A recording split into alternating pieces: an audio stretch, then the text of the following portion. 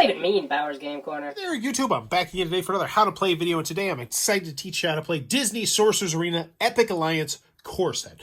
Now, this is a game that when you're first learning the game, they recommend breaking up into 4 separate games. So I explained how to play Chapter 1 in the previous video. So if you haven't watched that, you need to go back and watch that video. However, now I'm going to focus on Chapters 2, 3, and 4 because they very marginally add different mechanisms to the game. And I think if you're a more experienced gamer, you could probably just jump straight to Game 4, or at the bare minimum, go straight from Game 1 to Game 4.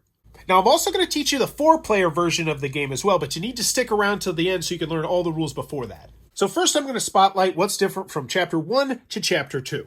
The first big difference is now instead of having 2 characters, you're going to have an additional 3rd character. And when you start off the game, you'll have the first 2 spots like normal, but you'll also have the back middle spot as well. Now, the player who most recently watched a Disney movie, or you could do whoever most recently lost the game, is going to be the first picker of characters. And how this works is they will pick out characters number 1, 4, and 5, and then the other person will pick out characters 2, 3, and 6. And just like normal, you're going to get all of your different characters' cards. You're going to shuffle them together to form one deck for your squad. You're also going to make sure you have the Chapter 2 side of the reference card. And then what you're going to do is you're going to take your 3 character little tokens here, and you're going to decide what order you want them to be in. So I want Mickey to go first, Demona second, and Dr. Facilier third. So I would put them like this, and I would hide them, and then we would both reveal at the same time that whoever has the lowest initiative is going to go first, third, and 5th, whereas the other player will go 2nd, 4th, and 6th. And just like normal, you're going to set it up over here on the side however it needs to look. Now, when it comes to status effects, the status effects you're going to need in the game are going to be dependent on which characters you decide to play, so just put all of them off to the side where they're easily able to be seen.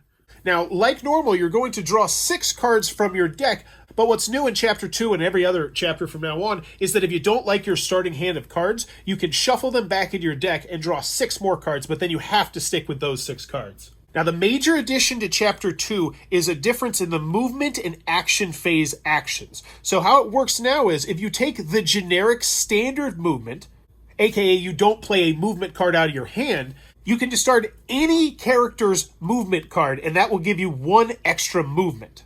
So if Aladdin really wanted to move an extra space, they could discard this Sulley card and move that extra space as long as they're taking a standard movement. Likewise, for the action phase, if you're willing to discard an action card while doing the standard attack of 2 damage, it bumps it up to 3 damage. And it's important to note with these 2 new changes, they last until the end of the phase. So if somehow you're able to use 2 standard movements in a turn, you would essentially get to move up to 6 spaces. And then the last major change to Chapter 2 is now that you're going to 20 points instead of 12 points. And that's what's different about Chapter 2. But now let's talk about what's different from Chapter 2 to Chapter 3. Now, the big change in Chapter 3 is the addition of the character ability card. So you're also, in addition to getting your minis and your cards, are going to get your 3 characters' unique cards. If you decide you do want to play Chapter 3, make sure you start the game with the upgrade side of the card showing where it says upgrade and then some gems underneath it. Otherwise, you might get confused by the special ability that we're going to talk about in Chapter 4. These are going to impact a wide variety of the things you'll do in the game, and the first one to mention is your hand size. So let's pretend that these 3 characters were our characters. Well, instead of having a hand size of 6, we count up the total number on their card. So our hand size would actually be 7. Right below that, you also see that the standard movement and the standard attack actions have changed. So Aladdin is actually going to be able to now move 3 on his standard movement because he's faster. Now, this also means that my squad is going to start with 7 cards as well, while another squad might only be starting with 5. And moving on over to the right side, we have what are called skills. Now, these are special abilities that you're going to be able to utilize on your turn, and they're actually their own separate phase. And just like in the movement and action phase, you can do these 3 phases in whatever order you want to do. You could go skill phase, action phase, movement phase, movement phase, skills phase, and you can always skip phases as well if you ever need to. The one big rule to remember with the skills is that if your character has more than 1 skill, like Aladdin here has 2 separate skills, you have to do them both during the skills phase. So I couldn't do one of these during the skills phase and then do my movement phase and then do the other one because my skill phase would be over. The next major change is to make sure that when you discard down to your maximum hand limit, it's no longer discard down to 6, it's now to whatever your hand limit is, so that team that was at 7 can have 7 cards in their hand. The last thing Chapter 3 introduces is new tiebreaker rules. So if there is a tie, you continue playing until a round ends with one summoner having more victory points than the other. So Chapter 4 only introduces one new concept, which is upgrading your character. How upgrading works is you look through your discard pile to see the gems in the bottom right-hand corner, and eventually you'll be able to upgrade your different characters by banishing those cards from your discard pile completely out of the game and back into the box. And they don't have to be the specific character's cards that get banished. So Aladdin cards could help upgrade Sorcerer's Apprentice Mickey to get his Helping Hand special ability. And once you gain a special ability, you don't lose it by getting knocked out, unless a card or special ability specifically says you would. And the card will very clearly tell you when to use the special ability. So this one says at the end of each phase. But they will allow you to do a variety of other different things, and the only rule with these are read the text on the card and make sure it's a legal thing you can do. Obviously, if there's no one adjacent to you, you can't punch them in the face. And the only rule that you need to know about when you can upgrade, it has to be in between a phase. So you couldn't upgrade this in the middle of an actual phase, but you can do it before or after that phase. And if applicable, use the special ability during that turn. And that's how you're going to play Chapter 4.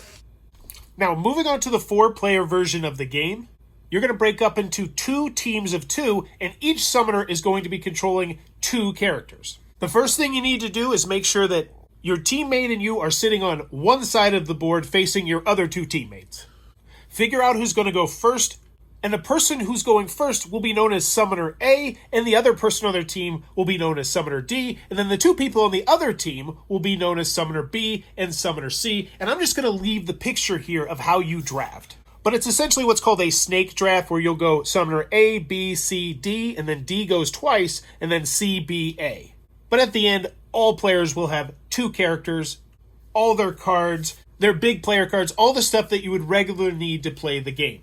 And if you happen to have more than 1 copy of the game, a team cannot include 2 of the same characters. However, 2 of the same characters can be going against each other.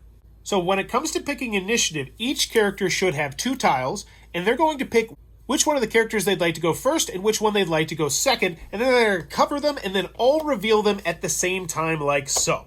Whoever has the lowest initiative is going to go first, and then the player on the other team who has the lowest initiative will be in the second slot. So let's pretend it was Ariel right here.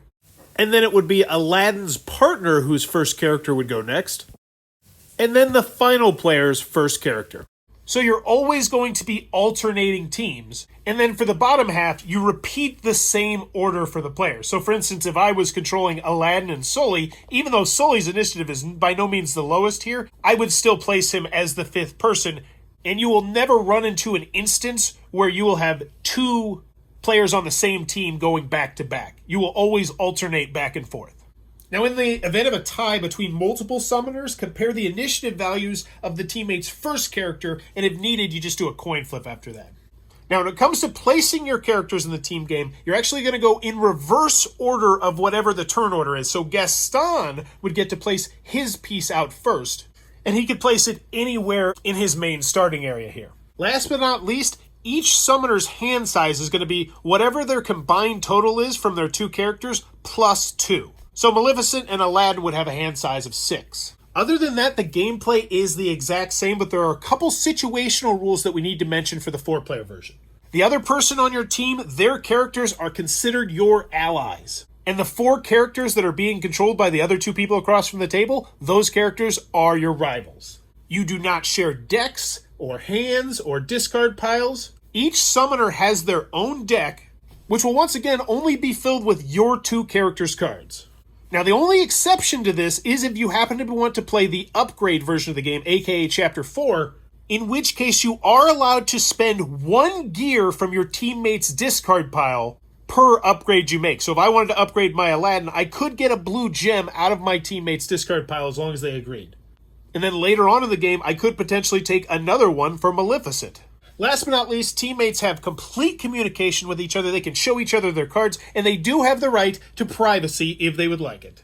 But now you know how to play Disney Sorcerer's Arena's Epic Alliance core set. If this helped you out, please consider giving it a thumbs up because that helps me out a lot. Consider subscribing as I teach new games all the time, or even consider supporting the Patreon, which will allow me to do this even more often. But go have some fun, and thanks for your time, YouTube. This video is brought to you by all of my amazing Patreon supporters, and I would love it if you would join their ranks and have your name immortalized in the end of many of my videos for the end of time. But consider for only $1 a month, and as always, thanks for stopping by.